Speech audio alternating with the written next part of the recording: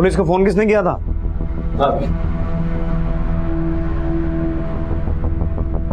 मैं टिंगू सिंह, मैं भाई का जीवन के साथ काम करता हूँ। क्या देखा तूने? यही 4 बजे के करीब साहब। फिर मैं आया तो दरवाजा खुला पड़ा था। जब अंदर गया तो साहब भाई की लाश देख के मैं तो उल्टे पांव बाहर आ गया था। ये भाई था तेरा? हाँ जी, भाई मानता हूँ उनको, बहुत सालों से काम करता हूँ उनके साथ। ये परसों ही जेल से बाहर आया ना? हाँ जी, भाई को मैं ही लेके आया जेल से। परसों तो भाई के साथ ही था मैं, रात को भी साथ था, और सुबह तो उनको मिलना था। सब उनके बीवी और बच्चे गायब हैं। तो फिर तुम लोग मिले? क्या मिल पाया साहब, मैंने फ़ोन लगाया तो लगा नहीं, मतलब उठाया नहीं उन्होंने। मुझे लगा पता नहीं क्या मामला है, मैं जाकर देखता हूँ। देखा, मैं आया इधर 4:30 बजे। तो पहले तूने कहा 4 बजे, अब कह रहा है 4:30 बजे। नहीं, वो 4 साढ़े 4 ही था जी। मेरे पास घड़ी नहीं है ना जी। शर्मा, गाड़ी में बिठाओ इसे।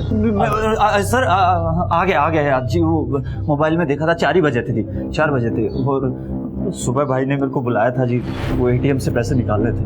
निकाले फिर पैसे? हाँ जी। कितने? वो 50,000 रुपये थी। कौन से ATM जी। देख, मैं समझता हूँ तेरा भाई जैसा दोस्त तुम्हारा है, घबरा मत, चाय वाय पियेंगे, थोड़ी बातचीत करेंगे। आजा। नहीं, मेरा तो कोई लेना देना ही नहीं है जी। टीनू यार, तू साहब ये तू कौन? साहब मेरा नाम विकास है। मैं टीनू के दुकान पे मेडिकल शॉप पे काम करता हूँ। सादिक भाई को जानता हूँ बस। अच्छा, तू भी जानता सादिक को? ये जानते नहीं जी, मतलब दोनों ही सादिक भाई के साथ काम करते हैं। साथ ही काम करते हो? हाँ जी। ये कह रहा है तेरी मेडिकल शॉप में काम करता है। शर्मा, इसे बिठाओ गाड़ी में। जी, हम लोग भोले भाले लोग हैं साहब, हम लोग को क्यों लेके जा रहे हैं? भाई तुम साथ में काम करते हो, लाश को पहली बार देखा तुमने, मौका वारदात पे भी तुम ही थे, तुमसे पूछताछ नहीं करेंगे तो किससे करेंगे? वो ठीक है, लेकिन क्या? अरे घबराओ मत, चाय पानी पियेंगे, बातचीत करेंगे, वापस आ जाना। आ जाओ। हम लोग भोले भाले लोग हैं साहब। पुलिस ने शक की बना पर उसके साथियों को अरेस्ट कर लिया था। और ऐसा तो आमतौर पर होता ही है कि बुरी सोहबत आपको बुरे नतीजों में फंसा ही देती है। टीनू और विकास ने कोई गुनाह किया था या नहीं, लेकिन सादिक जैसे इंसान की सोहबत का अंजाम तो भुगतना ही पड़ सकता है। सादिक आलम को अपने परिवार को ढूंढने की दरख्वास्त पर जेल से इंटरिम बेल मिली थी और दूसरे, लेकिन कहां था उसका परिवार?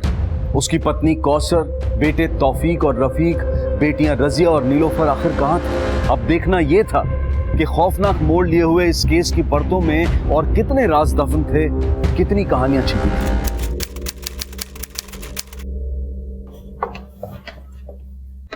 नितिन, ये उसी सादिक का केस है ना जो हमारे पास कल फरियाद लेके आया था? पिछले 1 महीने से मेरे बीवी बच्चों को कुछ पता नहीं सर।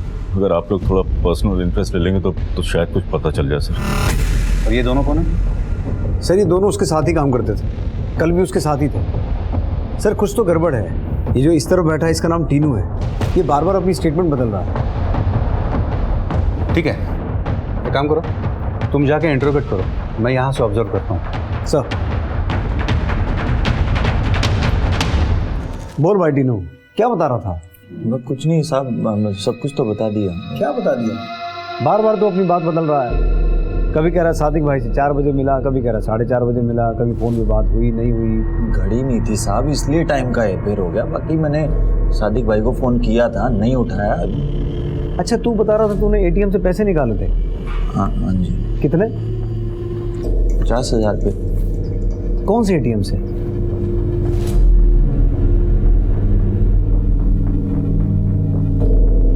सादिक की बीवी और बच्चे कहाँ हैं?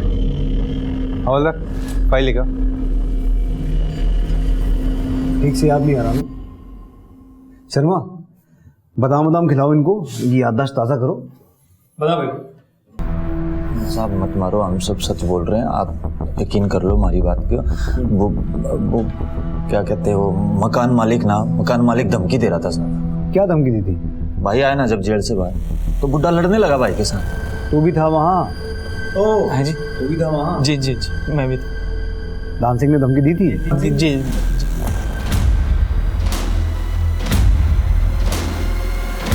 आप बात कर रहे हैं इंस्पेक्टर साहब, मैं क्यों मारूंगा भला उसको? आपको जो भी बोलना है थाने में बोलना। बैठाओ गाड़ी में।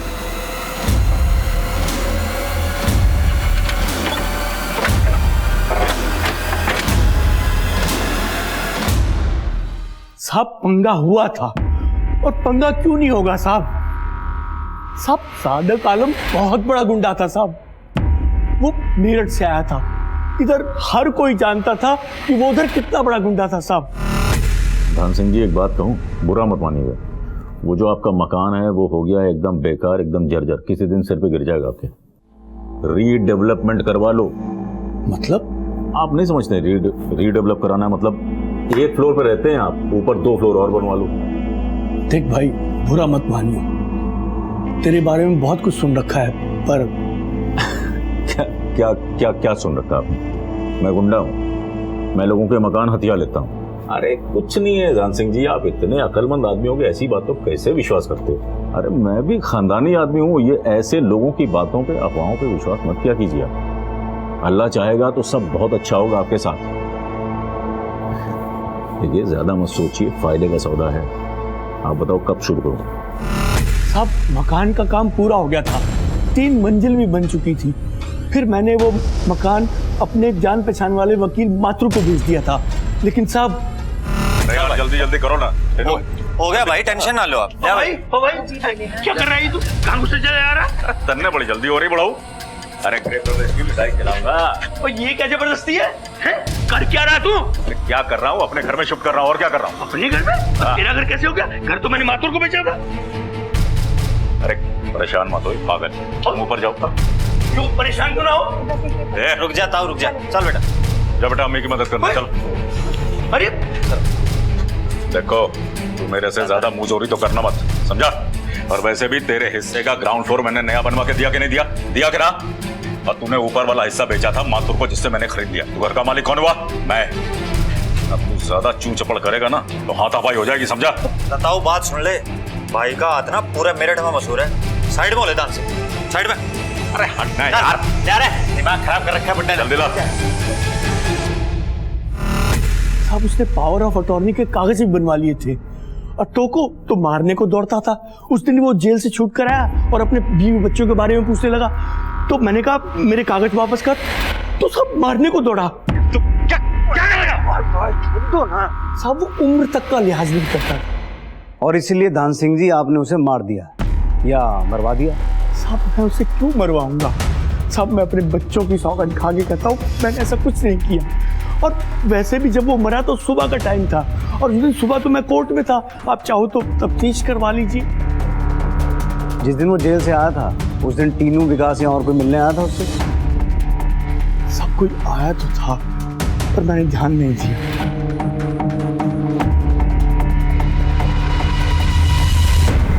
शर्मा, टीनू और विकास के कॉल रिकॉर्ड्स निकालो। सर।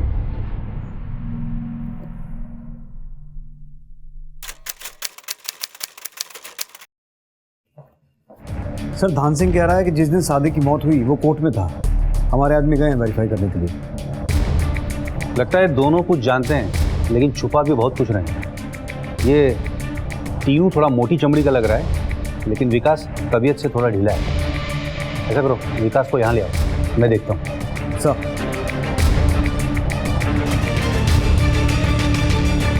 क्या रे, घबरा क्या रहा है तू इतना? नहीं साहब, मैं भाई को क्यों मारूंगा?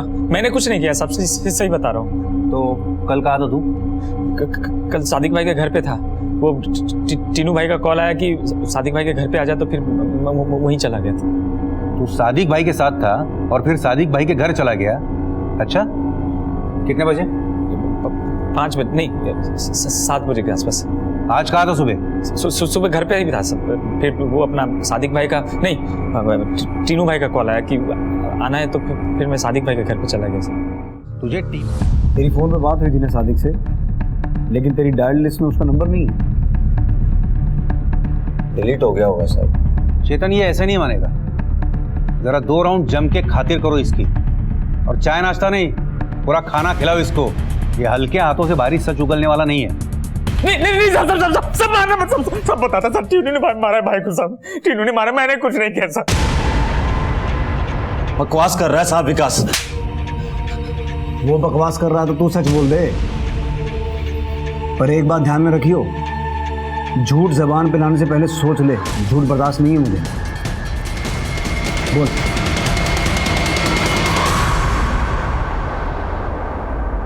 15 साल से काम कर रहा हूँ सादिक भाई के साथ।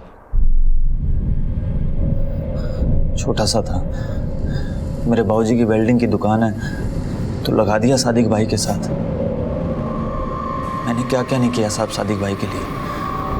बड़ा भाई मानता हूँ उनको, पूरी जिंदगी भर उनके साथ खड़ा रहा साहब। अरे अरे छोड़ दो, अरे क्या हुआ? अरे छोड़, अरे छोड़ दो। तेरी समझ नहीं आता क्या? तो मेरे भाई को छोड़ो। चल जा, चल। इसको 2 महीने से मैं बोल रहा हूँ ना, मकान खाली करने की, नहीं कर रहा ना। मार इसको, मार। सादिक भाई की बहुत दहशत थी साहब मेरठ में। मैं भी कम नहीं था, उनके कंधे से कंधे मिला के खड़ा रहा हमेशा। भाई ने शादी कर ली, दिल्ली आ गया, सोचा बढ़िया बिजनेस करेंगे, पर इधर खबर लग गई उनके पुराने औकात की। कोई किराए पर मकान देने को भी तैयार नहीं था साहब उनको। कितनी बड़ी फैमिली है आपकी? अल्लाह के घरों में भरा पूरा परिवार है, 4 बच्चे हैं, एक बीवी है। बड़ी फैमिली है आपकी, पर कोई बात नहीं। कितना किराया दे सकते हैं आप? आप जो मुनासिब समझिए बता दीजिए, मैं दे दूंगा। क्या हुआ? किसको किराए पर दे रही घर ये? तुझे पता है ये कौन है? क्या? सादिक आलम, छठा हुआ गुंडा है मेरठ का ये। तुझे समझ में कुछ आता है? तू चल। तेरा क्या है? चल निकल इधर। हेलो, आवाज नहीं। चल चल निकल। बहुत आवाज किराए पर कर रहा तू। आवाज नहीं करना, चल। सादिक भाई 7वां घर है, और कितने जलील होंगे? सादिक आलम इन सब के लिए गुंडा है ना, और अब गुंडा ही दिखा है। भाई बहुत टेढ़ी खोपड़ी था साहब। पहले उस दान सिंह को चुना लगाया, माथुर साहब के साथ मिलके उसका मकान हड़प लिया। फिर वो मुन्ना यादव उसका ऑफिस खाली करा के बैठ गया उसी के ऑफिस में। साहब बुड्ढे, औरत, गरीब या कोई भी लफड़े की जमीन हो, साहब भाई की नजर रहती थी। धंधा अच्छा चलने लगा, भाई का कद भी बढ़ने लगा। सुल्तानपुरी की जमीन अब तक कब्जे में क्यों नहीं आई? अगर सतपाल के आदमियों की नजर पड़ गई ना तो गए हम काम से। शाम तक मुझको वो जमीन कब्जे में चाहिए, समझा तू? हाँ? चल चल निकल। कोई प्रॉब्लम हो तो बताइए। मैंने 1 घंटे से नेताजी बैठे हुए हैं। माफ कीजिएगा, बताइए क्या क्या क्या करें आपके लिए? पार्टी तने टिकट देना चाहती है सादिक भाई, पर हार नहीं होनी चाहिए। क्या बात कर रहे हैं आप? अरे आपके भाई की इज्जत है इस इलाके में, कौन हराएगा? टिन्नू। हाँ भाई। भाई एमएलए बनेगा तेरा भाई, नेताजी टिकट दे रहे हैं। भाई बस आप सफेद कुर्ता पजामा सिलवा लो, बाकी हम तो दिन रात एक कर ही देंगे। लो जी, आधी जीत तो ऐसे पक्की हो गई। हमारा नेता कैसा हो? सादिक भाई कैसा हो? सादिक भाई आगे बढ़ो। बस सादिक भाई आगे बढ़ो। भाइयों और बहनों, जनता बेहाल है, हर तरफ चीख पुकार है, कोई सुनने वाला नहीं। नेता आते हैं, वोट मांगते चले जाते हैं। घर में नल है तो पानी नहीं है, पानी है जहां वहां नल नहीं है। घरों में बिजली के मीटर लगे, बिजली नदारद है। सादिक आलम इन समस्याओं का हल करेगा, ये वादा है सादिक आलम का आपसे। और इसीलिए आपका भाई सादिक आलम आपसे ये विनती करता है, आपसे ये गुजारिश करता है कि अपना बहुमूल्य मत देकर बहुमुखी सोशल पार्टी को विजयी बनाए। मैं बड़े बड़े वादे नहीं करता हूं, लेकिन जो कहूंगा वो करूंगा। हमारा वादा है। सादिक भाई आगे बढ़ो। कैसे हो भैया? ध्यान रखना, वोट देना है। वोट दीजिएगा, ध्यान रखिएगा, भाई हूँ आपका। तुझे क्या लगता है जीतेगा? कितने लोगों की हाय लगी है इसे? बदमाश गुंडा कहीं का।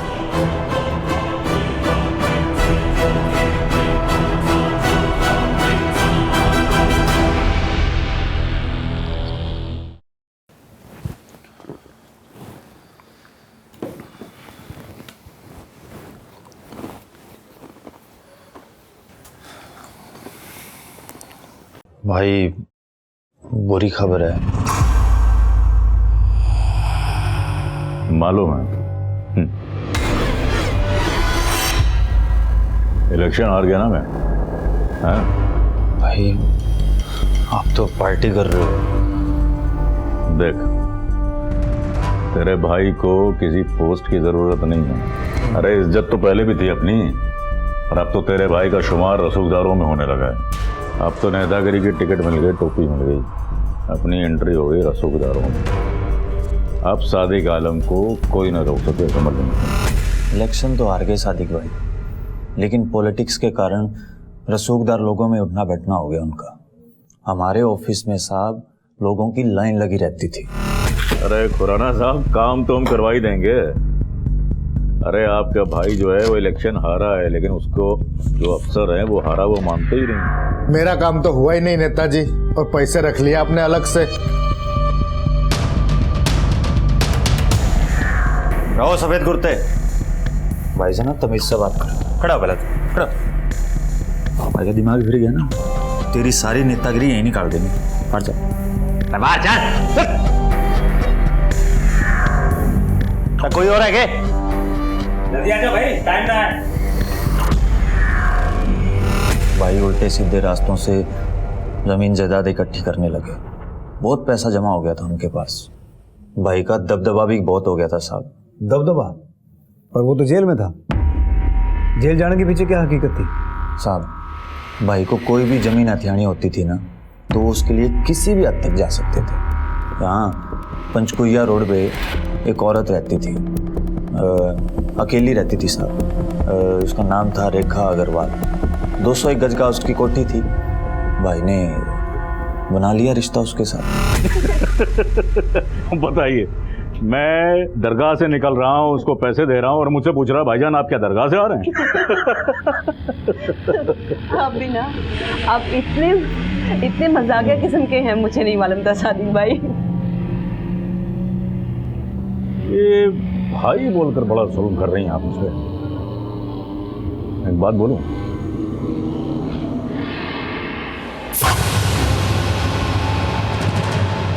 सादिक बोलेंगे तो मुझे ज्यादा अच्छा लगेगा। अरे सुनिए तो, भला की खूबसूरत है ना। भूल जाइए, कोई नहीं है यहाँ पर हमारे ऑफिस से।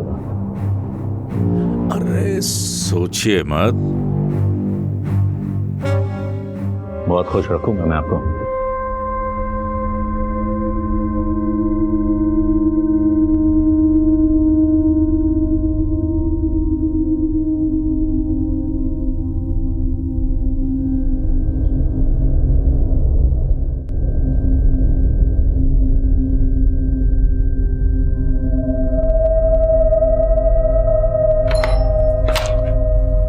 फिर से पीकर आ गए तुम?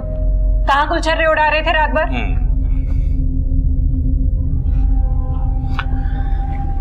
सर, जो कुछ भी करता हूँ तुम्हारे और बच्चों के लिए तो करता हूँ। बच्चे कहाँ? सो गए अंदर।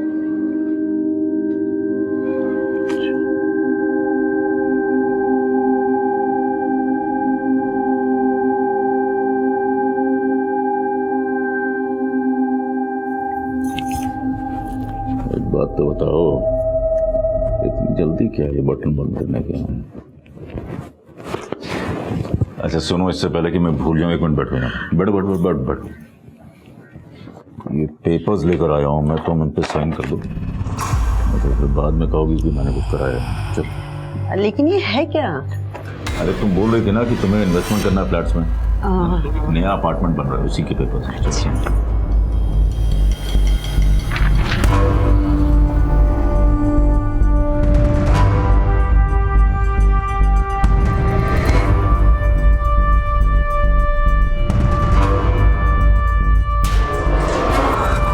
अरे रेखा, तो मैंने सही सुना था, ये तेरा सादिक आलम के साथ कोई चक्कर चल रहा है क्या?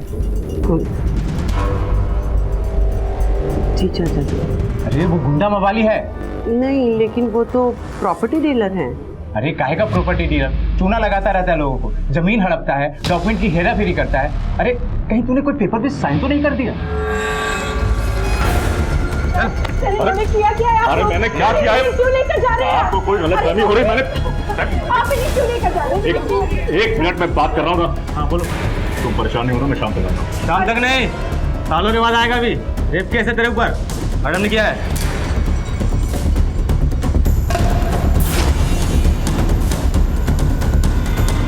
चल। अरे इन्होंने क्या किया? छोड़िए इनको।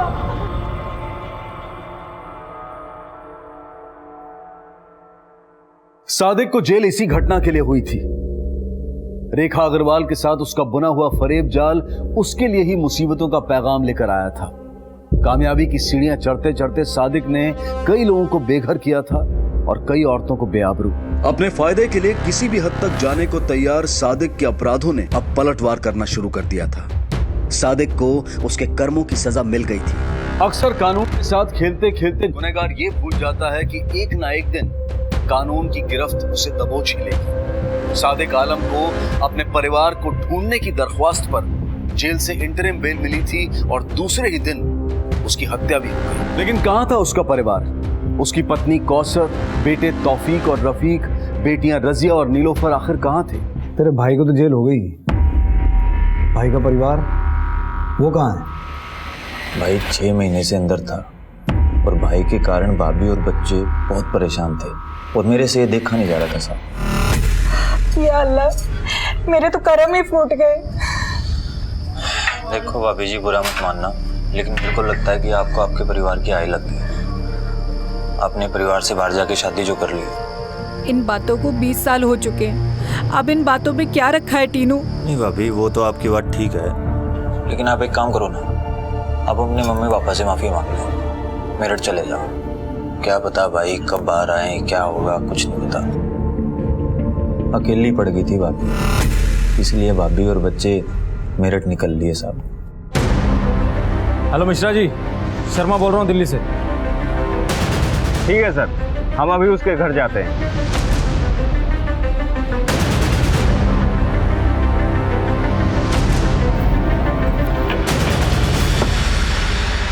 जी नहीं, 18 साल हो गए वो यहाँ आई नहीं।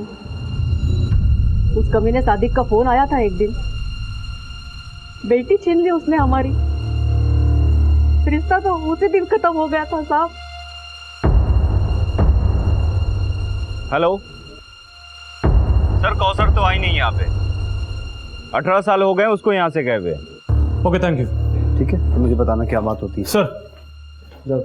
सर शादी की फैमिली मेरठ में भी नहीं है और ये रेटिन हुई कॉल रिकॉर्ड्स।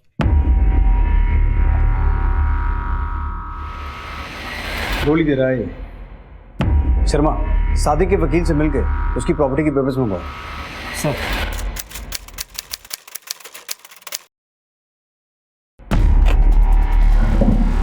तेरी भाभी मेरठ गई थी या बिजनौर?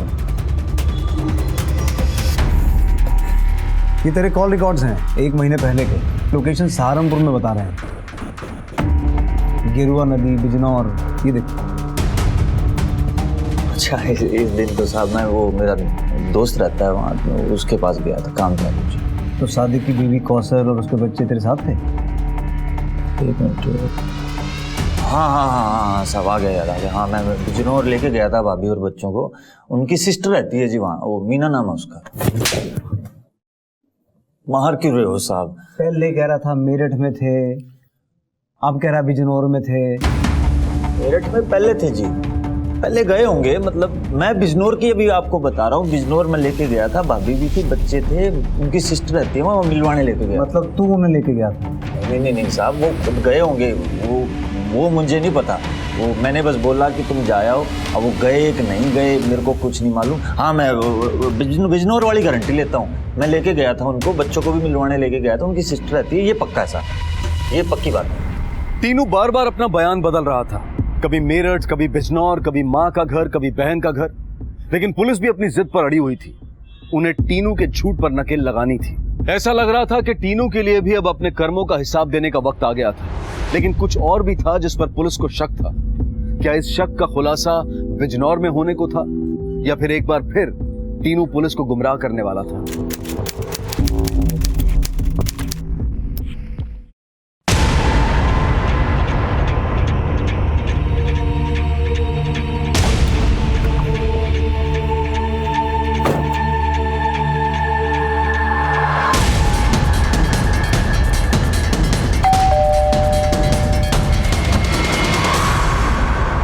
मीना सक्सेना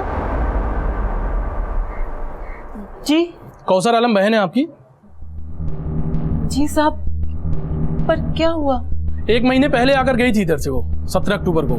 हाँ, आई थी अपनी बेटियों के साथ। और कौन कौन लोग थे साथ में? वो सादिक भाई का आदमी टीनू, वही लेकर आया था।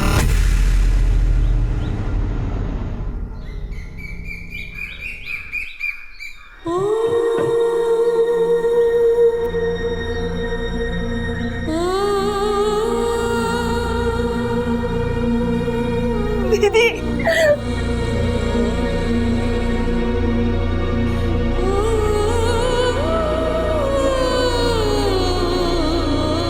अब बस भी करो। तो यहाँ रोने आई है 20 साल के बाद। ले पानी पी।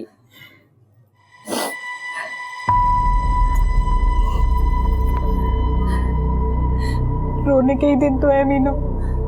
ये जेल चले गए हैं और ना जाने कब तक वहां पर रहेंगे।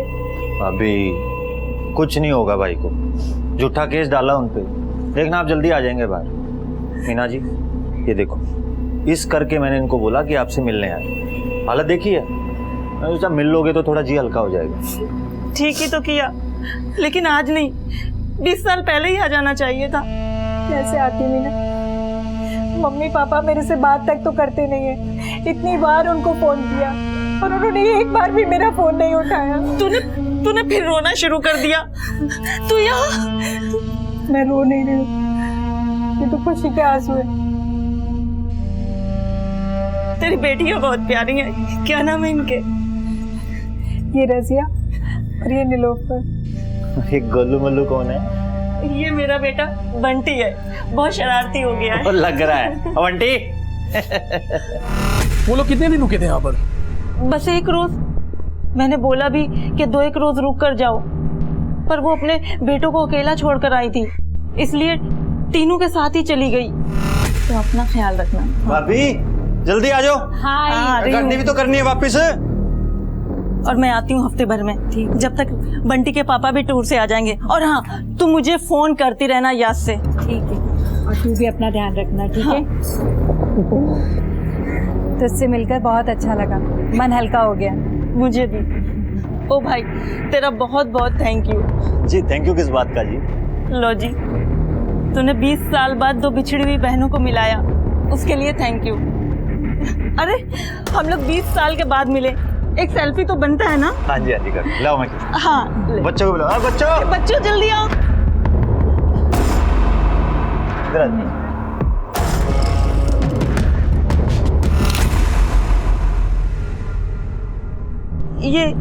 यही है टीनू, जो दीदी के साथ आया था। आपकी बहन है, उनके सभी बच्चे लापता हैं उसी दिन से। दीदी लापता, छोटी छोटी बच्चियां उसके, कहाँ है?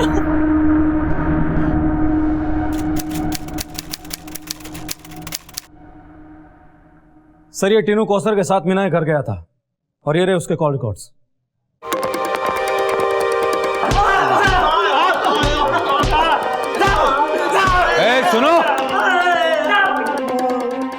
सुनो, आखिरी मौका दे रहे हैं तुम लोगों को। जो भी सच है उगाल दो, नहीं तो मुंह खोलने के लायक नहीं रहोगे। बोल तो दिया तेरे कॉल रिकॉर्ड्स हमारे पास। 17 को तू कौसर को लेकर मीना के घर गया और 18 को तू दिल्ली निकला। बोल। तो फिर दिल्ली ना जाके गेरुआ नदी के पास क्या कर रहा था? और कौसर के फोन की आखिरी लोकेशन भी वही है और उसके बाद से वो गायब है।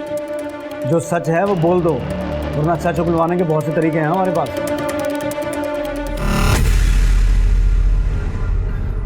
भाभी जी, ये परिवार से ना सही, एक काम करो फिर आप अपनी सिस्टर से मिलाओ, बिजनौर चले जाओ। उससे मिले भी तो बहुत टाइम हो गया। तुम सही कह रहे हो टीनू, मैं वहां जाके उसे समझाऊंगी कि वो मेरी मम्मी पापा से भी सुलह करवा दे। मैं ऐसा करती हूँ कि मैं कल ही चली जाती हूँ। नहीं भाभी, कल फिर रहने दो। फिर आप एक काम करो, परसों चले जाओ, तब तक मैं गाड़ी का भी इंतजाम कर लूंगा ना। लेकिन टीनू, रफीक और ये तौफीक, इन दोनों के एग्जाम है। तो अभी इनको ले जाने की क्या जरूरत है? अभी तो यहीं रह लेंगे। आप एक काम करो, 2-3 दिन लगा के आओ, आराम से जाओ, टेंशन ना लो।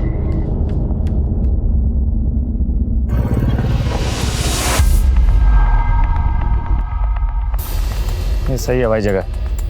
हाँ, सुनसान भी है। फिर मैं कौसर भाभी और दोनों लड़कियों को लेके निकल गया।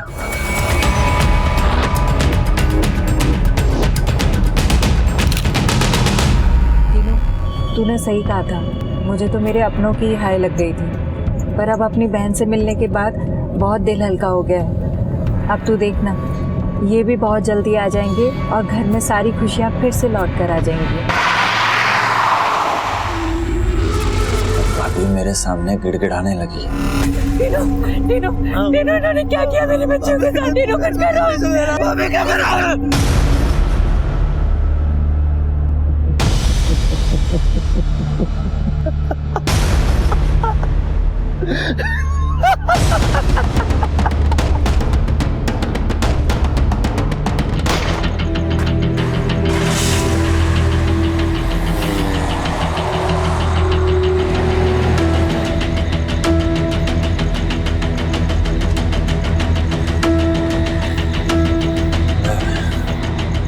ले भाई, हो गया पंगा, गाड़ी मोड़नी पड़ेगी।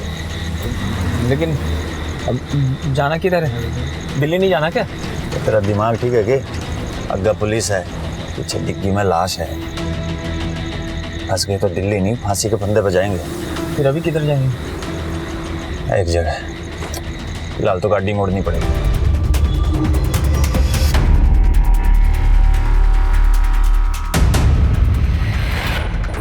किधर? यहाँ?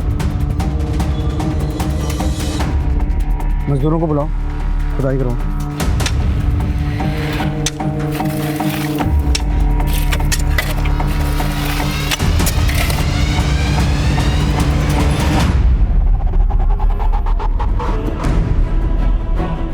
निकालो।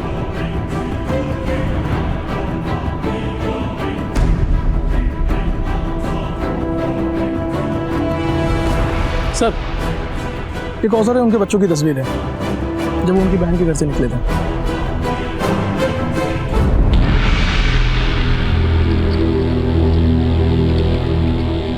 सादी के बेटे कहाँ हैं? शर्मा, 20 फरवरी 3 दिन बाद तेरे मोबाइल पे एक नंबर से 2 बार फोन आया था, कसूर बस्ती से। तौफीक ने फोन किया था ना? हाँ सर, वो उसी ने किया।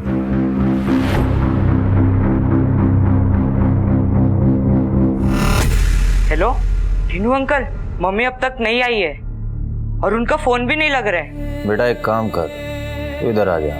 ठीक है अंकल। अंकल अंकल, मम्मी और पापा का कुछ पता चला? नहीं बेटा, अभी कुछ नहीं पता चला। वो ढूंढ लिया, कुछ नहीं समझ आ रहा। तो एक काम कर, वो अंदर रूम में जाके बैठ, मैं बिजनौर पता करता हूँ। मिल जाएंगे बेटा, सब ठीक हो जाएगा। हाँ बेटा। हेलो टीनू अंकल, क्या भाई पहुंच गए उधर? हाँ बेटा पहुंच गया, तो भी आ जा, बिजनौर के लिए निकल रहे हैं। अच्छा ठीक है, मैं भी आता हूँ। भैया अंदर है बेटा, हैं? मैं बिजनौर पता करता हूँ, तू बैठ।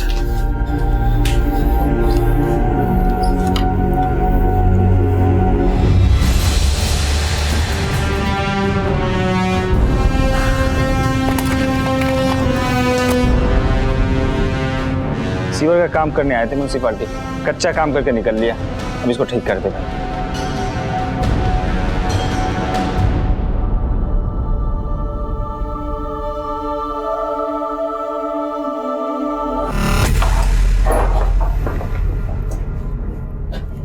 कहाँ?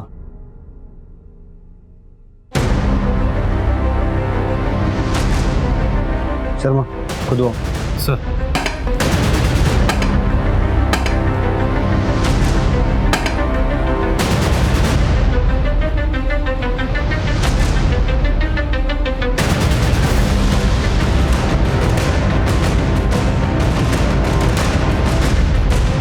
निकालो।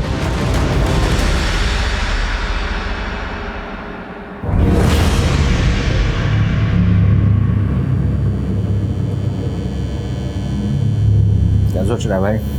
यार सोच रहा हूँ, पूरा का पूरा परिवार तो निपटा दिया, भाई अंदर है, अब जेल से बाहर आएगा तो उसने हमको भी निपटा देना है। क्या करें यार, एक तरकीब है। कौन सी?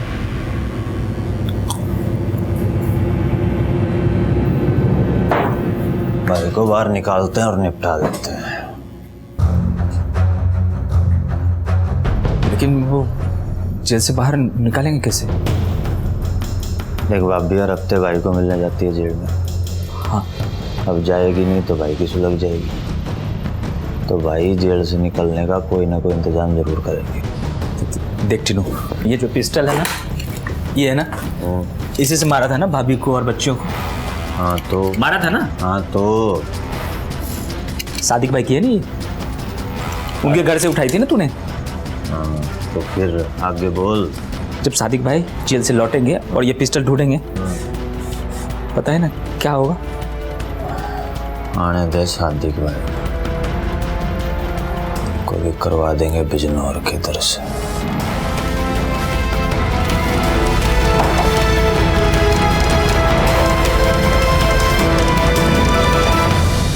सादिक को अगर टीनू और विकास के कर्मों की भनक भी लग जाए तो पूरे मकसद का ही नहीं बल्कि टीनू और विकास का भी खात्मा हो सकता था। लेकिन टीनू और विकास ने मां और बच्चों को मौत के घाट उतारकर अपने रास्ते साफ कर दिए थे।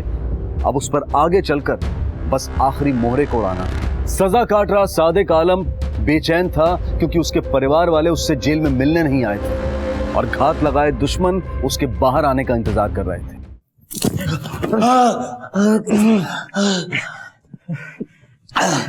भाई ने बाहर निकलने का इंतजाम कर लिया था और हम भी भाई को बिजनौर पहुंचाने का प्लान बना रहे थे।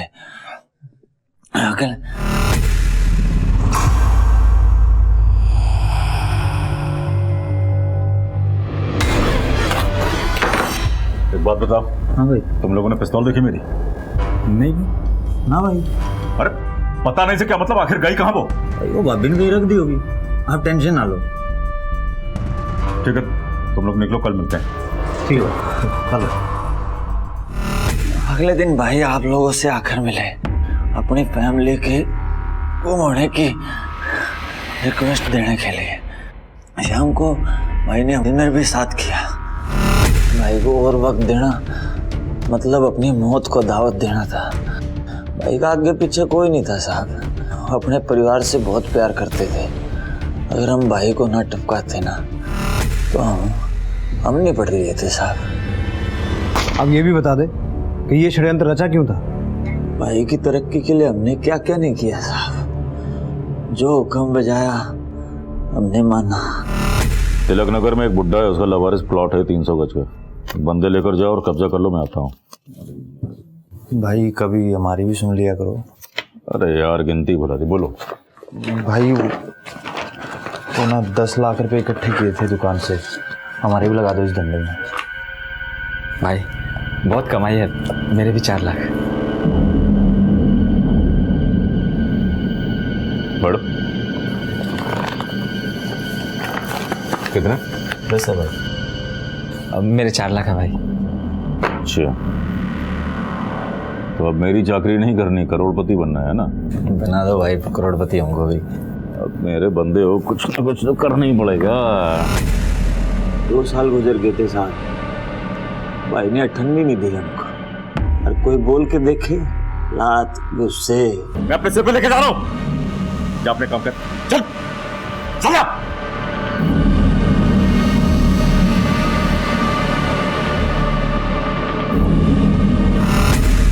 अब गया था साहब मैं भाई की चाकरी करते करते।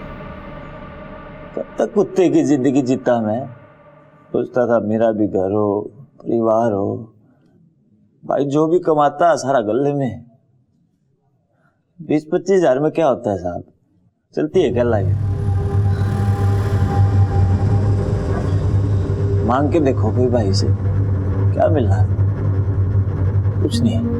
लेकिन तूने भी तो वही किया जो सादिक करता था, पूरा बिजनेस हड़पने का प्लान बनाया। भाई कहता था मेरे को सारी प्रॉपर्टी की पावर ऑफ अटॉर्नी मेरे नाम है, लेकिन भाभी और बच्चों के नाम थे। अब उनको मार दिया तो मेरे ही नाम होने थी साहब।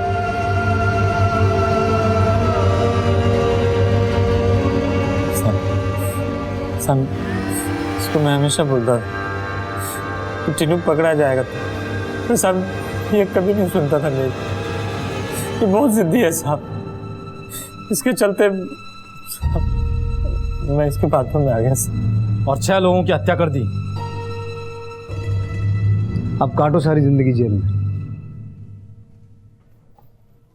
टीनू, तूने दिमाग तो बहुत चला है, लेकिन एक बात भूल गया कि गुनाह करके आज तक कोई बच नहीं पाया। अच्छे कर्मों के अच्छे फल और बुरे कर्मों के बुरे, फिर वो चाहे कर्म कितने भी छोटे या बड़े क्यों ना हो। टीनू और विकास को कर्म ने अपना जरिया बनाया तो उन्हें भी अपने दुष्कर्मों की सजा मिल ही गई।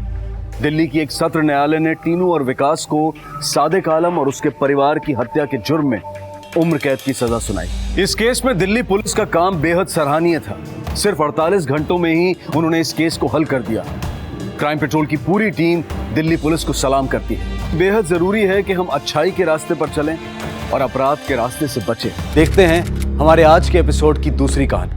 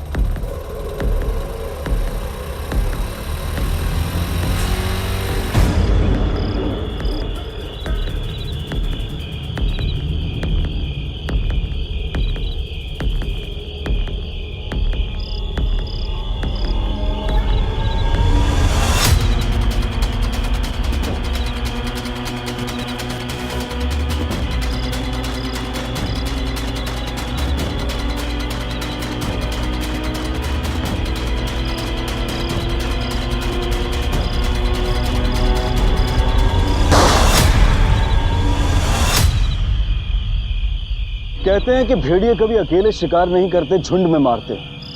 सुनसान सड़क पर एक अकेले निहत्थे इंसान को इतनी बेरहमी से घेर कर मारना इंसान की शक्ल में छिपे इन भेड़ियों की कायरता का प्रमाण है।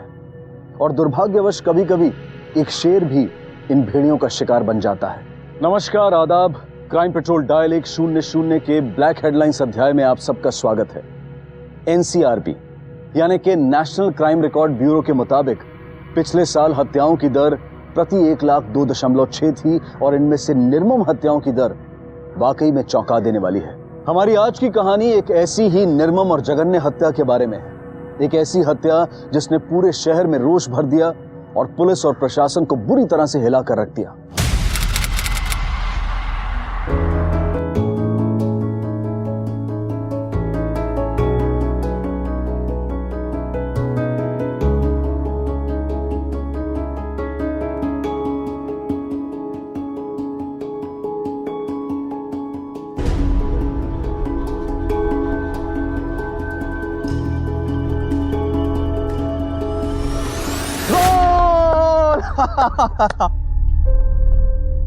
अरे बाबू रुको, अरे खूब भालो गोल छीलो। तू कैसे किया ये? दोबारा कर सकते हो?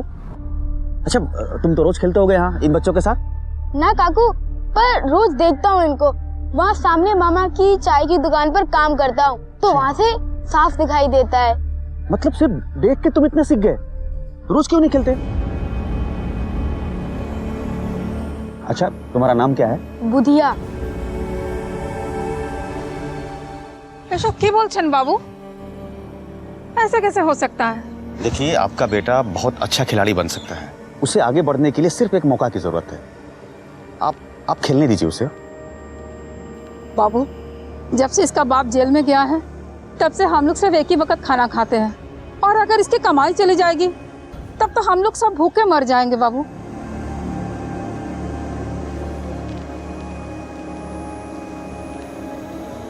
इसे रखिए आप। এসব কি করছেন বাবু? रखिए रखिए ना आप। ये देखिए, ये कोई दया और भीख नहीं है, ये स्टाइपेंड है, मतलब भत्ता है बुधिया का, जो हर महीना आपके पास पहुंच जाएगा। लेकिन आपको एक वादा करना होगा कि आप इसे खेलने से मना नहीं करेंगे। रजनीश बाबू चल। अरे अरे बस बस बस बस, तू नीचे कहाँ जा रहा है? तुझे बहुत ऊपर जाना है। हाँ?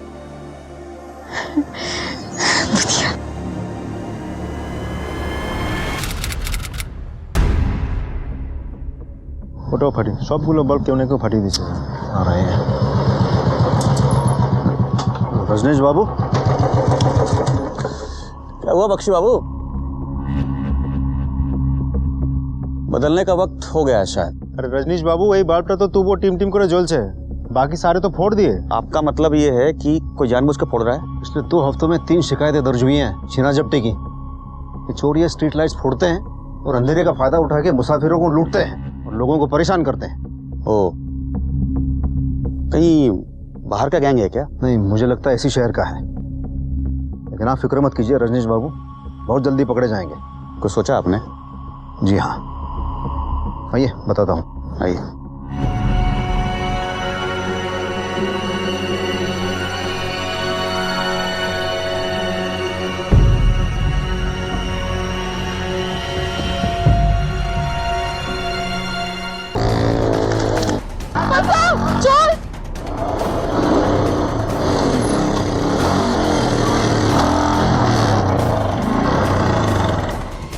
जी आप ये क्या कह रहे हैं?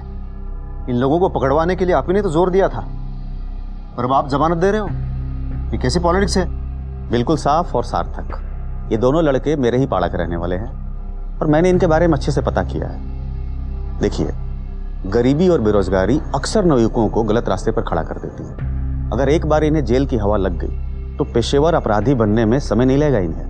इसलिए मुझे लगता है कि हमें इन्हें एक बार मौका देना चाहिए। मुजरिमों को मौका नहीं, सजा दी जाती है रजनीश बाबू। अरे सर, 1790 में दुनिया की पहली आधुनिक जेल बनाई गई थी। तब से लेकर आज तक लाखों जेल बनाए हम लोगों ने, लेकिन समाज से जुर्म खत्म नहीं कर पाए। क्या इससे ये साबित नहीं होता है कि कमी कहीं ना कहीं हमारे तरीके में भी है, जिसे हमें बदलना चाहिए? अब देखिए, व्यवस्था को बनाए रखना आपका काम है और उसे बचाए रखना मेरा काम। आप अपना काम बखूबी से करें, अब मुझे मेरा काम करना है। इन रजनीश बाबू, यहाँ से जाने के बाद भी वो फिर से जुर्म के रास्ते पर नहीं आएंगे, इसकी गारंटी कौन लेगा? मैं लूंगा। जी जी। तो ठीक है, कल सुबह उन दोनों लड़कों को छोड़ देंगे। Thank you. देखा ना अपनी माँ का क्या हाल है। मुझसे जितना हो सकता है मैं करूंगा।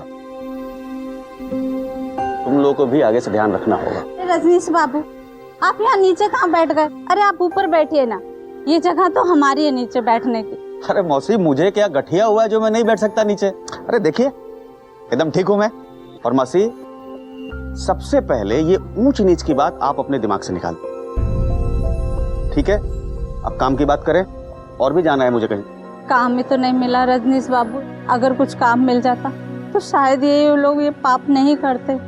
अब तो सोने का भी बनकर लौटेंगे ना, तो कोई यकीन नहीं करेगा इन पर। मौसी, इंसान सोना नहीं होता है, मिट्टी का होता है। उसे फिर से गढ़ा जा सकता है। आप चिंता ना करें, मैं दिलाऊंगा इन्हें नौकरी।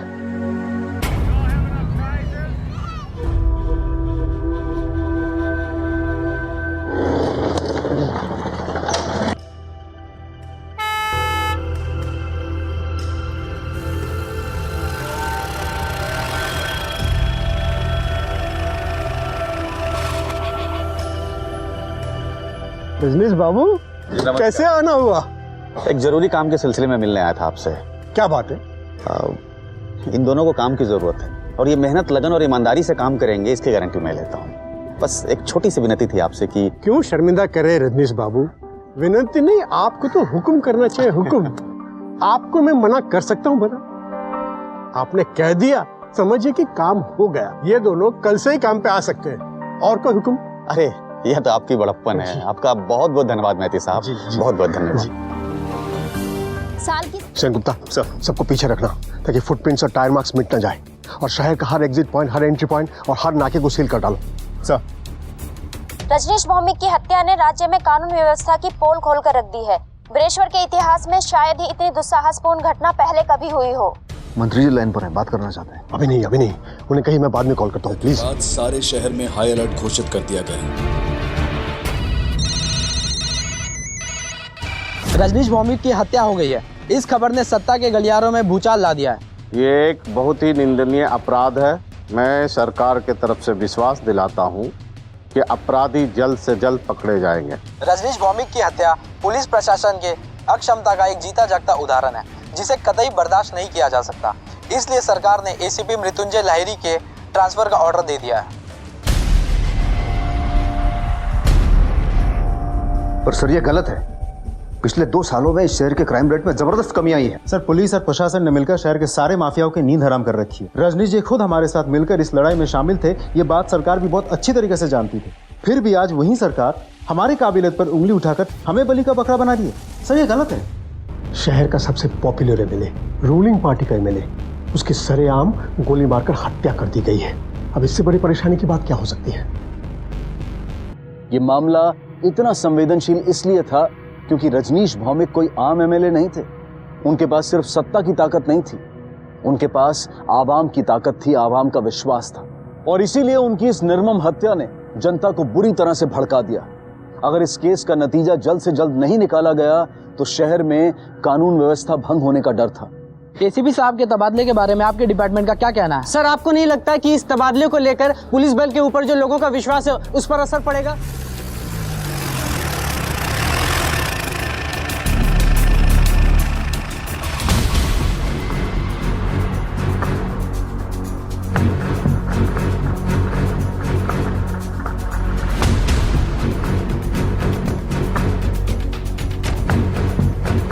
सर, आप? सुभाष सेन, इस शहर का नया एसीपी। Sorry sir. रुकिए। अभी शहर, ये केस आपकी रिस्पॉन्सिबिलिटी है, जिसे निभाने में मैं कोई कसर नहीं छोड़ूंगा। ये पीआई बख्शी है, इस केस के इंचार्ज। सर, एनीवे, इस केस की फाइल ये मैंने रास्ते में पढ़ी है सर। मुझे हैरानी बस एक ही बात पर है कि एक एमएलए, वो भी बाइक पर, उस जगह क्या कर रहा था। आई मीन टू से, न कोई गाड़ी, न गार्ड्स, स्ट्रेंज। वो वैसा ही था, अपने आप को शासक नहीं सेवक मानता था, ऐसे अकेले ही घूमता था। उसका मानना था कि अगर आम आदमी की तरह रहे तो ही आम आदमी से जुड़ सकता है। शायद सही भी था। जो खबरें हमें ढूंढनी पड़ती है वो आम आदमी से जुड़े रहने के कारण उसे आसानी से मिल जाती थी, विदाउट एनी एफर्ट। अब जैसे शहर में चल रही इलीगल माइनिंग की केस और उसकी खबर उसे चाय के ठेले में मिली।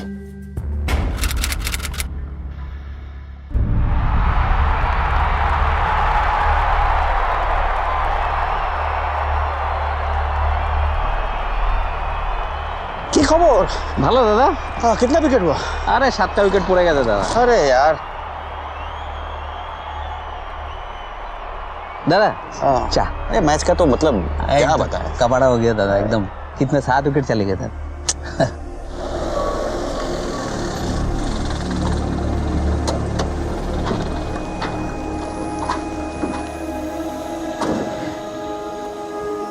दादा, मीठी और कड़क चाय दीची गोशुन। हाँ।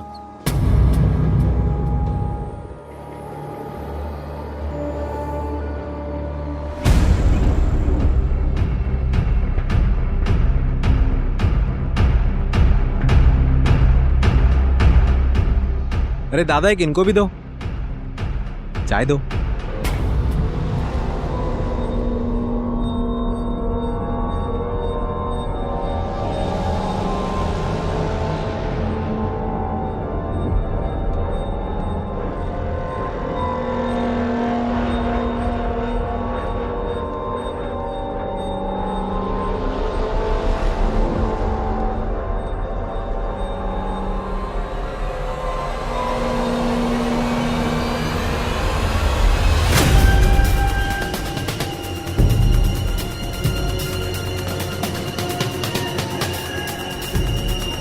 राखल।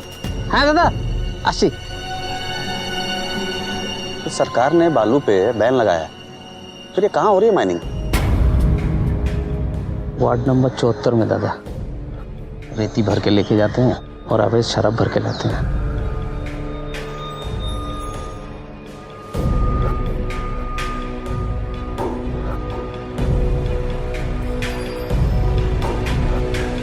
मृत्युंजय बाबू,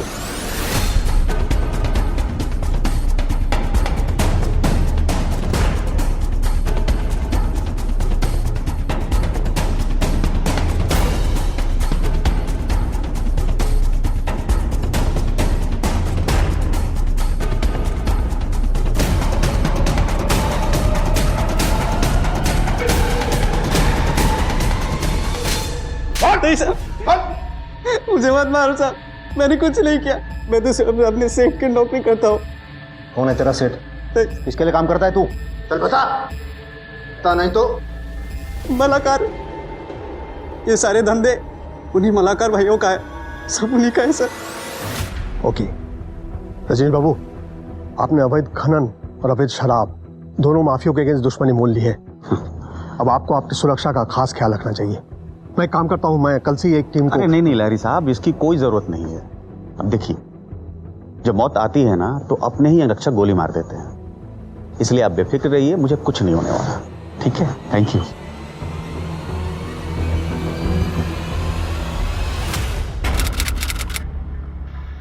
तो मलाकार भाई इस केस में दोषी हो सकते हैं? बिल्कुल, प्लीज टेक योर सीट। अभी दोनों कहाँ हैं? वो दोनों बेल पर बाहर है। वो अपने आखिरी दिनों में रजनीश ऐसे ही खतरनाक लोगों से दुश्मनी मोल ली थी। हमने सभी सेलफोन कंपनीज को उन नंबर्स की लिस्ट तैयार करने को कहा है जो घटना के वक्त मौका वारदात पर या उसके आसपास मौजूद थे सर। लेकिन इसमें तो बहुत टाइम लग जाएगा सर। हमें 1 हफ्ता मान के चल रहे हैं, पर इससे ज्यादा वक्त भी लग सकता है। और ये मलाकार भाई, इनके बारे में क्या कर रहे हैं हम? हमने उनके घर पे छापा मारा था, पर वो भाग चुके थे। और सर, उनके फोन्स बंद आ रहे हैं। हो ना हो इस हत्या के पीछे इन्हीं लोगों का हाथ है। उनकी कॉल डिटेल्स चेक किया आपने? मीन्स कहीं किसी कॉन्ट्रैक्ट किलर से पिछले कुछ दिनों में बात तो नहीं हुई? नहीं सर, ऐसा कोई कॉल नहीं आया। उनके फोन्स हमारे सर्वेलेंस पे हैं? जी हाँ सर, जैसे ही एक भी ऑन होता है हमें पता चल जाएगा। उनके बैंक रिकॉर्ड्स चेक किया आपने? कहीं पिछले कुछ दिनों में कोई बड़ा ट्रांजैक्शन तो नहीं हुआ? No sir. हमें इन दोनों भाइयों को जल्द से जल्द ढूंढना होगा, क्योंकि इस केस में यही हमारे प्राइम सस्पेक्ट्स हैं। लेकिन हमें एक बात का खास ख्याल रखना पड़ेगा कि कहीं ऊंट की आड़ में लोमड़ी न बच के निकल जाए। सर, मैं कुछ समझा नहीं। बख्शी, फुटबॉल खेली है तुमने? हाँ सर। गुड। उसमें तुमने देखा होगा कि हमेशा हम अपोनेंट टीम के स्टार प्लेयर ज्यादातर स्ट्राइकर को मार्क करते हैं, उसे चेक करते हैं, लेकिन फिर भी गोल कोई और कर जाता है। उसी तरीके से हमारे इस केस में हमारे प्राइम सस्पेक्ट्स मलाकार भाई हैं। लेकिन सबसे बड़ी बात यह है कि कहीं असली मुजरिम शक के दायरे से बाहर न निकल जाए। इस बात का ध्यान रखना होगा सर। ऐसे हाई प्रोफाइल केसेस अक्सर 2 वजहों से सुलझ नहीं पाते हैं। एक, या तो हत्यारे बहुत ताकतवर होते हैं, उनकी पहुंच दूर तक होती है, जिसकी मदद से वो कानून को तोड़ मरोड़ कर अपने बचने का रास्ता बना लेते हैं, या फिर पुलिस के पास इतने ज्यादा सुराग होते हैं कि जांच के गलत दिशा में भटक जाने की संभावना बढ़ जाती है। इसीलिए नए एसीपी सुभाष सेन हर कदम बहुत सतर्कता के साथ उठा रहे थे। सेनगुप्ता, रजनीश भौमिक की पोस्टमार्टम रिपोर्ट का क्या हुआ? सर, रिपोर्ट आ गई, ये रही रिपोर्ट। सर, तकरीबन 6 देसी कट्टों से 6 गोलियां मारी गई। डेथ ऑन द स्पॉट हुई है सर। फिलहाल पोस्टमार्टम रिपोर्ट से हमें इतना ही पता चल रहा है।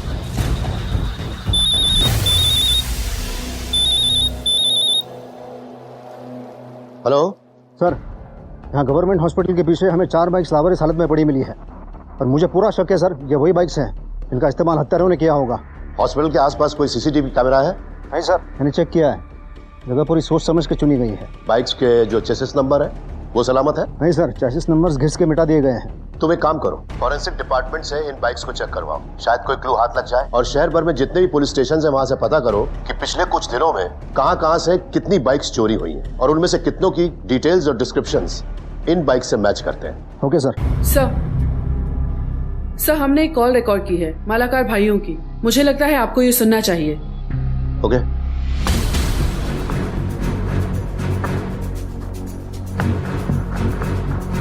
मैं बोल रहा हूँ। शक्ति मालाकार सर, सबसे बड़ा भाई। निर्गुण भाई मेरे, एक जरूरत आन पड़ी है, तुम्हारी मदद चाहिए। हाँ बोलो शक्ति, क्या हुआ? मैं तुझे एक अकाउंट नंबर देता हूँ, उसमें 5 लाख रुपए ट्रांसफर करना है तुझे आज ही। हो जाएगा, लेकिन तुम लोग हो कहाँ? इस रजनीश को तुम लोगों ने मारा क्या? फोन पर ये सब बातें नहीं कर सकता, तू अकाउंट नंबर लिख। हाँ बोलो। सर, हमें निर्गुण को तुरंत ही अरेस्ट करना चाहिए। उसको तोड़ेंगे तो शक्ति मालाकार और उसके भाई का पता मिल जाएगा।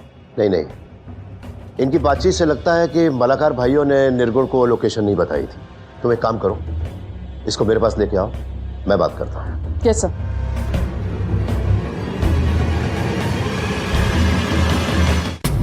पानी पियो, पियो।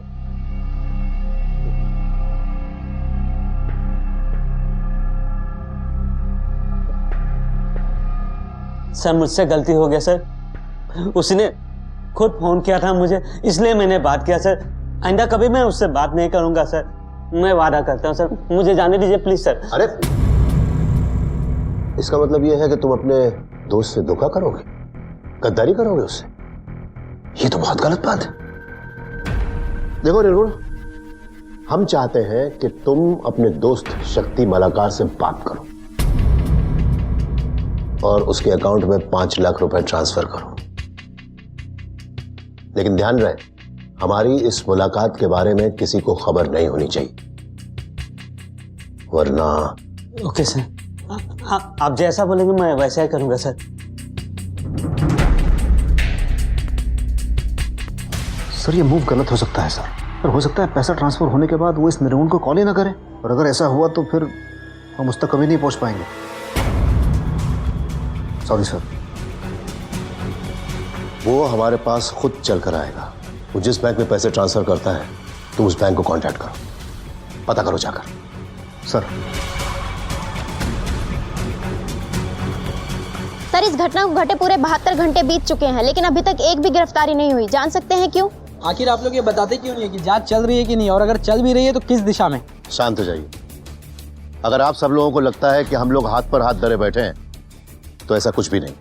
तो फिर अभी तक आपके डिपार्टमेंट की तरफ से कोई बयान क्यों नहीं आया है? क्यों नहीं बताते कि इस केस में चल क्या रहा है? क्योंकि हम अपने जांच की जानकारी मीडिया से साझा करके अपराधियों को भागने का मौका नहीं देना चाहते, इसी वजह से। या फिर सर आपके पास कोई प्लान ही नहीं है, जांच की गोपनीयता का बहाना बनाकर आप लोग अपनी नाकामयाबी छुपा रहे हैं? देखिए, आप लोगों को जो भी समझना है आप समझते रहिए, लेकिन हम अच्छी तरीके से जानते हैं कि हमारी जांच की दिशा एकदम सही है, बिल्कुल सही दिशा में हम जा रहे हैं। और यकीन मानिए, बहुत जल्द रजनीश भौमिक के हत्यारे आप सब लोगों के सामने होंगे। पुराने एसीपी को तो तबादले का सामना करना पड़ा था, अब देखते हैं नए एसीपी का क्या हश्र होता है। पुलिस अब हर तरफ से घिर चुकी थी, एक तरफ सरकार और प्रशासन का दबाव और दूसरी तरफ जनता की उम्मीदें, और उस पर लगातार मीडिया की टीका टिप्पणी और आलोचनाएं। इतने सारे सुराग होने के बावजूद पुलिस के सामने अब तक कोई ठोस सबूत नहीं था। एक एक पल के साथ निराशा के बादल गहरा रहे थे, और फिर 2 दिन बाद पहली बार पुलिस को एक ठोस सुराग मिला।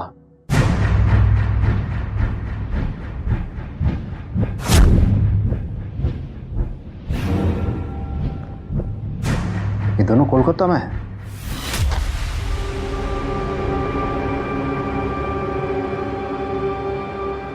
हेलो, लाल बाजार पुलिस स्टेशन।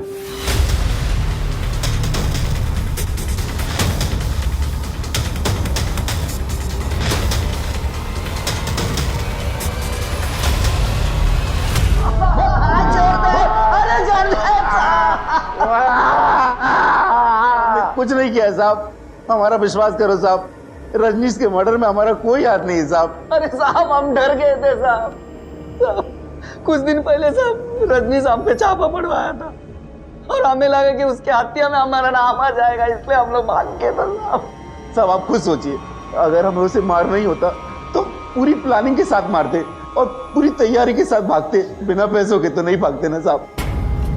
तो साहब हम उसे बदला लेना चाहते थे साहब, लेकिन साहब हमें कोई जल्दी नहीं थी साहब। हमारे ख्याल से उसने उसका खून किया होगा। उसने मतलब किसने रे? साहब वो मीनू थी।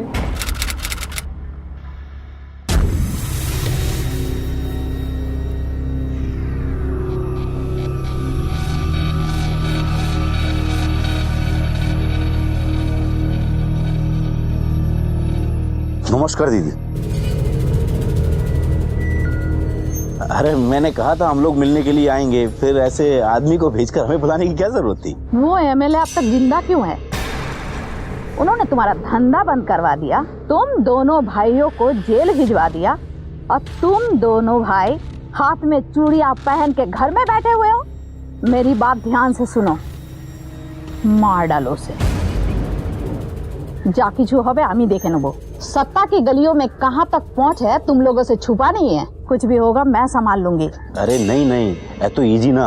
अच्छा अब तुम समझाओगे मुझे? लेकिन नीलू दी, बस तुम लोगों का बस का नहीं है। इस काम का जिम्मा भी मैं ही लूंगी। मेरे आदमी मारेंगे उसे और तुम दोनों भाई बीच में नहीं आओगे, समझे? ये नीलू कौन है? सर एक इंडिपेंडेंट काउंसलर है और इस शहर में अपना एक तबेला चलाती है। अवैध तबेला है सर। इस नीलू ने अपने तबेले के आसपास की काफी बड़ी जमीन और कीमती जमीन पर अवैध कब्जा कर रखा है। उस जमीन की कीमत करोड़ों में है और इसे हटाने के लिए एमएलए रजनीश भौमिक ने उसे 1 महीने का टाइम दिया था। किसी ने रजनीश भौमिक से इस बात की शिकायत की थी या उन्होंने खुद ही एक्शन लिया था? नहीं सर, तबेले के सामने एक जूट की मिल है और मिल मालिक ने ही रजनीश जी से शिकायत की थी और रजनीश जी ने कंप्लेंट लिखवाई थी।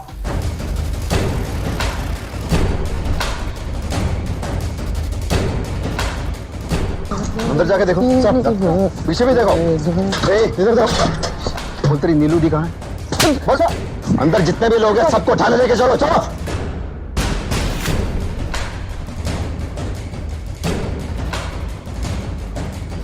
हमें जानी ना सर, हमें जानी ना। सर अंदर कुछ नहीं मिला। उस नीलू का मोबाइल ट्रैकिंग पे डालो और सभी जगहों पर पता करो जहां पे वो हो सकती है और साथ ही में उसके बैंक डिटेल्स भी निकालो। चल छोड़ दीजिए साहब। सर नीलू का कोई सुराग नहीं मिल रहा है। बख्शी कुछ कदम पीछे चल के देखते हैं, शायद हमें पता चले कि हम कहां रास्ता भटके थे। ये रजनीश भौमिक जिस वक्त जहां पर मारा गया था, क्या यह रोज उसी वक्त वहां से गुजरा करता था या फिर उस दिन किसी खास वजह से वहां से गुजर रहा था? सर पार्टी ऑफिस से पता चल सकता है, तो पता करो। नहीं सर, रजनीश दादा ने कभी कोई सेक्रेटरी नहीं रखा। इतने बिजी होने के बाद भी अपने कॉल्स खुद उठाया करते थे। किससे कब मिलना है ये भी अपॉइंटमेंट वो खुद दिया करते थे, इसलिए पता नहीं चलता था कब किससे वो मिलने वाले हैं। लेकिन जिस रात उनकी हत्या हुई वो बता रहे थे कि अपने बड़े भाई से मिलने वाले हैं और इसके बाद वो ऑफिस से निकल गए। जैसे ही ऑफिस से वो निकल रहे थे मित्रा जी का कॉल आया। ये मित्रा दी कौन है? मित्रा जी उनके बचपन की दोस्त हैं, स्कूल से, और पड़ोसी भी हैं। उनका कॉल कट के ये बता रहे थे कि मित्रा जी से मिलने के बाद वो अपने बड़े भाई से मिलेंगे। तो उस रात रजनीश अपने भाई से मिलने निकले थे। बड़ी अजीब सी बात है कि इस भाई का जिक्र हमारी अब तक की जांच में कहीं भी नहीं है और ना ही इस मित्रा का। सर रजनीश जी का उनके भाई के साथ कोई खास करीबी रिश्ता नहीं था। ऐसा क्यों? सर उनके भाई सूरजो भौमिक ऑपोजिशन पार्टी के मेंबर हैं। तब तो हमें सूरजो भौमिक से बात करनी चाहिए और इस मित्रा से भी। क्या एड्रेस बताया था मित्रा का?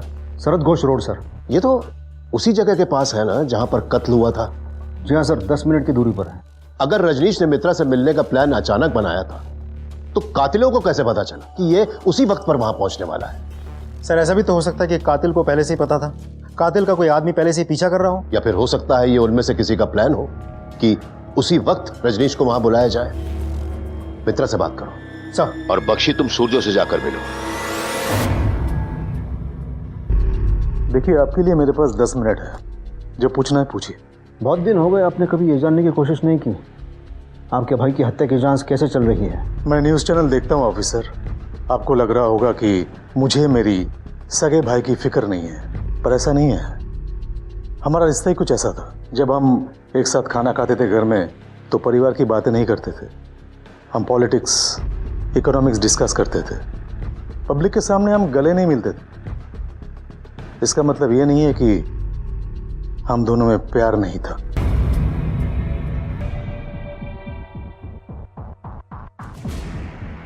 सारा शहर, शासन, प्रशासन आपके डिपार्टमेंट के पीछे पड़ी है इस केस को सॉल्व करने के लिए।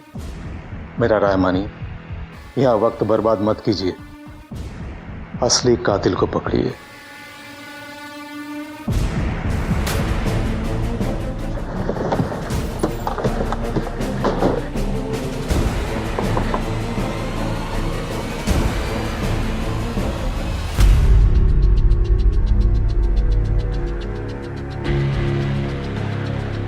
आंखें सूजी हुई है आपकी? जी वो विधवा होने के बाद से रजनीशदा ने ही सहारा दिया, उन्होंने हिम्मत दी और रोजगार भी। जिस रात रजनीश जी की हत्या हुई थी वो आपके बुलावे पर आपसे मिलने यहाँ आए थे, क्यों? ऐसी भी क्या बात करनी थी उनको जो आपसे मिलकर ही करनी थी? माधव और शाधुन के बारे में उनसे कुछ बात करनी थी। हेलो मित्रा। अच्छा रजनीशदा, आपसे कुछ ज़रूरी बात करनी थी, क्या आप आज थोड़ी देर के लिए घर आ सकते हैं? आ तो सकता हूँ मगर देर हो जाएगी। आप आ जाइए, मैं आपका इंतज़ार करूँगी। ठीक है। माधव और शाधुन को दिहाड़ी मजदूरी के ठेकेदारी का काम रजनीशदा ने ही दिलवाया था, पर लालच के चक्कर में उन्होंने मजदूरों को तनख्वाह ही नहीं दी। जब रजनीशदा को पता चला तो वो उन दोनों से बहुत नाराज़ हुए, तो उन्हें रजनीशदा से माफ़ी दिलवाने के लिए ही मैंने उन्हें यहाँ बुलवाया था। मतलब ये माधव और शाधुन इन दोनों को पता था कि रजनीश जी आने वाले हैं? माँ कसम कहे साहब, माँ काली देवी, हमें नहीं पता था कि रजनीशदा मित्रा जी से मिलने वाले। वो हमारे भगवान थे, हमारे मसीहा, हम लोग उनको क्यों मारना चाहेंगे साहब?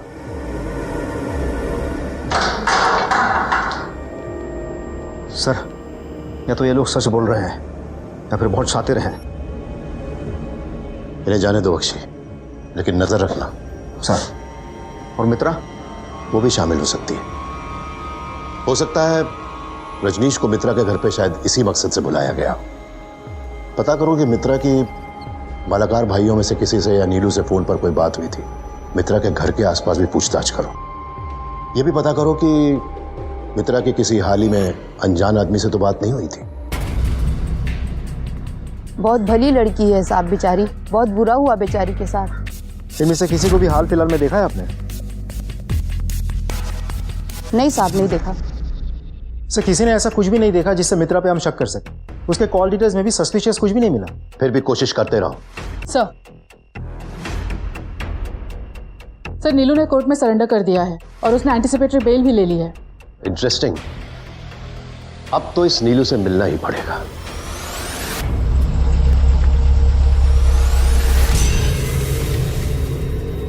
मलाकार भाइयों का कहना है कि रजनीश भौमिक की हत्या के पीछे आपका हाथ है। इस हत्या में मेरा कोई लेना देना नहीं है। तो फिर ऐसे भाग क्यों गई थी आप? क्या है ना सर, खबर मिल गया था, उन दो गधों ने अपनी जान बचाने के लिए मेरा नाम ले लिया था और बगैर एंटीसिपेटरी बेल और वकील के मैं पुलिस के सामने आना नहीं चाहती थी। लेकिन एंटीसिपेटरी बेल मिलने का ये मतलब नहीं है कि आप शक के दायरे से बाहर हैं। आपके पास अभी कत्ल करने का मकसद है। आपको उन्होंने तबेला खाली करने का नोटिस दिया था ना? हाँ जी, बिल्कुल दिया था। इसी पे स्टे ऑर्डर लेने के प्रयास कर रहे थे हम। और अगर हमें उन्हें मारना ही होता तो हम स्टे ऑर्डर लेने की कोशिश क्यों करते? सर, हम बेल के पेपर साथ लाए।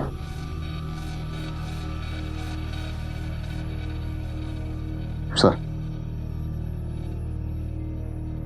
आप जा सकते हैं। Thank you sir.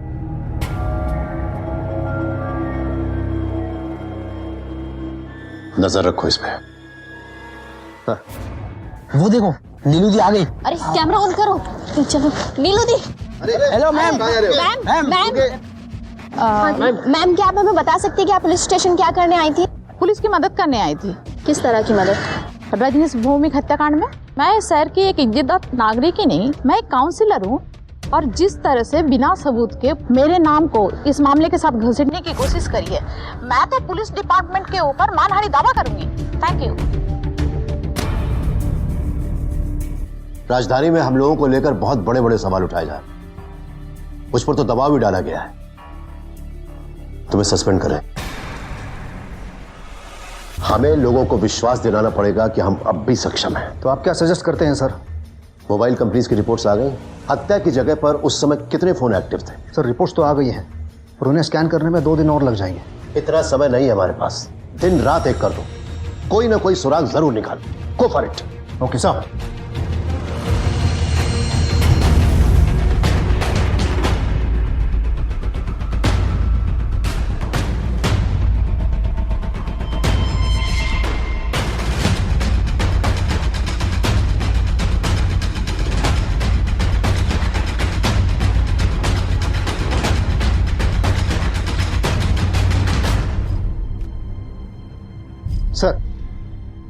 एक बहुत बड़ा सुराग हाथ लगा है। उस रात बहुत सारे नंबर्स एक्टिव थे, पर 7 नंबर्स खास हैं और ये 7 नंबर एक ही सीरीज में है और एक ही आदमी के नाम पर रजिस्टर्ड है। और ये पौधो गोई रंगामाटी गांव से। रंगामाटी? सेन गुप्ता, तुम फौरन एक टीम लेकर रंगामाटी निकल जाओ। मुझे पूरा यकीन है कि कोई ना कोई बहुत बड़ा सबूत मिलने वाला है। You go ahead. Sir.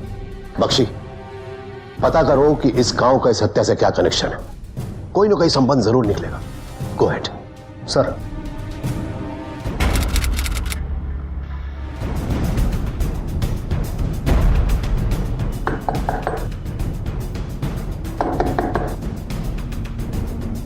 Ji Haripad going वो तो 6 साल पहले गुजर गए। हेलो सर, ये हरिपद गोइन तो 6 साल पहले ही गुजर गए। व्हाट? मुझे लगा ही था। नकली आईडी, 7 नकली नंबर। इस मर्डर के पीछे बहुत लंबी चौड़ी प्लानिंग है। तुम वहीं रुको सेन गुप्ता, मुझे पूरा यकीन है और भी बहुत सारे सबूत मिलेंगे। Okay sir. सर, आपका अंदाजा बिल्कुल सही था सर। रंगामाटी का इस केस के साथ बहुत बड़ा संबंध है। रजनीश भौमिक रंगामाटी से थे। ओके।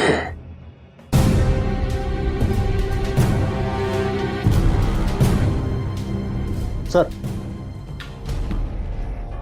बख्शी, ये कॉल रिकॉर्ड्स बहुत कुछ बताने की कोशिश कर रहे हैं। क्या है सर? पक्का तो नहीं कहा जा सकता। ना तो मालाकार भाइयों से कोई बात हुई है, ना नीलू से और ना ही माधव शादन से। लेकिन कत्ल के बाद इस नंबर से कई फोन्स आए। किसका नंबर है सर? राखाल का। बीरेन्द्र सरकार रोड पर चाय का ठेला है उसका। चाय पीना है किसी को? पीते हैं सर।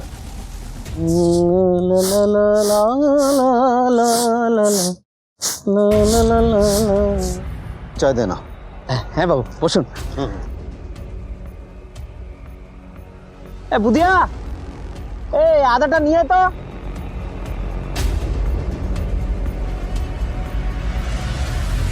राखाल। जी बाबू। तुम रजनीश भौमिक को कैसे जानते थे? रजनीश बाबू को कौन नहीं जानता है बाबू। वो तो हमारे लिए भगवान स्वरूप थे।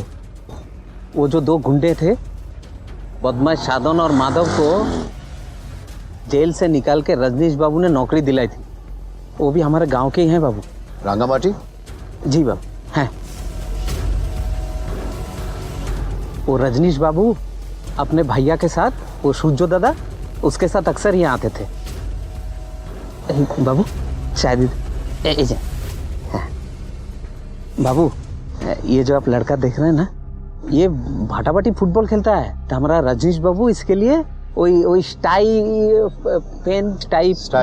हाँ बाबू, वही स्टाइपेंड दिलाया था फुटबॉल खेलने के लिए। वही रजनीश बाबू के गुजरने के बाद ये लड़का फिर आ गया काम करने के लिए। अच्छा ये बताइए, रजनीश बाबू और सूर्यो बाबू इनके आपस में संबंध कैसे थे? बाबू वही रजनीश बाबू और सूर्यो बाबू एकदम अलग हैं। रजनीश बाबू मिलनसार, हंसमुख, और सूर्यो बाबू एकदम चुपचाप, संजीदा। लोगों को लगता था कि दोनों में बनती नहीं है, लेकिन वो दोनों एक दूसरे को बहुत चाहते थे बाबू। कुछ झगड़ा नहीं था बाबू। राखाल, एदिके एशो।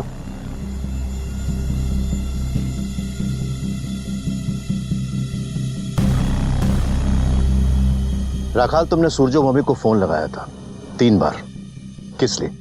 बाबू ये पहली बार रजनीश बाबू के अंतिम संस्कार के बारे में पूछने के लिए, और दूसरी बार बुधिया के लिए कॉल किया था। वो सूर्यो बाबू बोला था इसको मदद करेगा, तो हम फोन लगाया, लेकिन वो व्यस्त थे, शायद उठाया नहीं। तुम्हारी जानकारी में हाल ही में किसी से दुश्मनी हुई थी रजनीश जी की? बाबू, रजनीश बाबू एक संत आदमी थे। न्याय के लिए ना जाने कितने लोगों के साथ उन्होंने दुश्मनी मोल ली। बुधिया, इधर आ बेटा।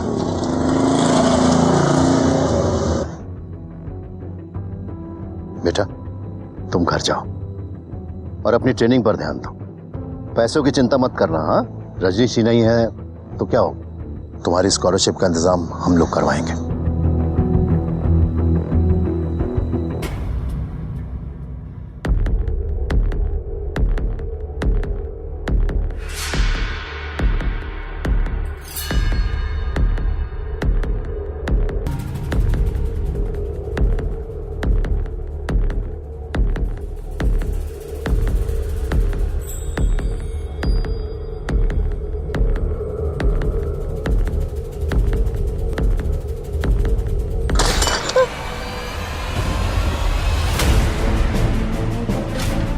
क्या हो रहा है यहाँ?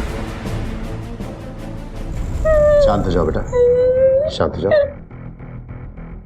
ये बताओ, ये गन तुम्हें कहां से मिली? मैंने माधव और सदुन को वो टूटा हुआ खंडर के पीछे कुछ छुपाते हुए देखा। उनके जाने के बाद मैं वहां गया और फिर से मुझे चाय की दुकान पर काम करना पड़ रहा था। पर कल आप लोगों की बात सुनने के बाद मुझे सब समझ में आ गया कि ये बंदूक कहाँ इस्तेमाल करी है। रजनीश काकू ने मेरे लिए इतना किया तो फिर मुझसे रहा नहीं गया और ये बंदूक आपके पास ले आया।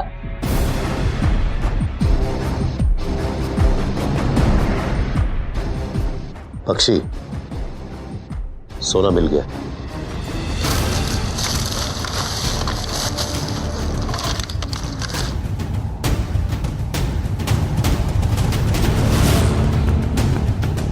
सर, सिर्फ सोना नहीं, सोने की पूरी खान मिल गई। बख्शी, तुम साधन और माधव को उठा कर लाओ फौरन।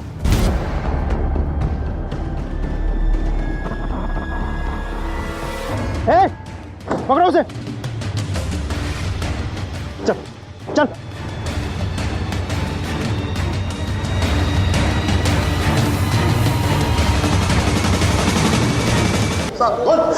साहब सब कुछ बताते हैं साहब। हाँ हमने नीलू दीदी और मालाकार दा के कहने पे सब कुछ किया था साहब। हमने ही रंगा माटी जाकर अपने पड़ोसी के नाम पर नंबर निकाले साहब। साहब ने तुम पर इतना भरोसा किया, उसके एहसानों का तुमने बदला इस तरह चुकाया? साहब पगला गए थे हम, गुस्सा आ गया था हमें जब रजनीश दा ने सब मजदूरों के सामने हमें जलील किया। हमारा खून खोल उठा साहब, एक दो पैसे वापस करने पड़े। अब ऊपर से वो जिल्लत। हमने मित्ता दी से बात की थी, हम जानते थे कि रजनीश दा मित्ता दी की बात कभी नहीं टालेंगे। और फिर जैसे पता चला कि वो रजनीश दत्ता जी से मिलने देर रात आने वाले, तो हमने सारे शूटर्स को खबर कर दी। और इससे अच्छा हमें नहीं मौका मिलने वाला था साहब। बहुत फायदा उठाया तूने मौके का। हाँ, इस बार तुम्हारी जमानत देने वाला कोई नहीं आने वाला, समझा? सेन गुप्ता, मालाकार भाई और नीलू दोनों शामिल थे इसमें।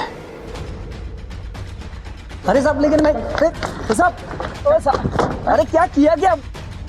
तुम लोगों का बस का नहीं है, इस काम का जिम्मा भी मैं ही लूंगी। मेरे आदमी मारेंगे उसे और तुम दोनों भाई बीच में नहीं आओगे, समझे? और नीलू को हम मना नहीं कर सकते थे साहब, क्योंकि नीलू के हम पर पहले ही बड़े एहसान थे।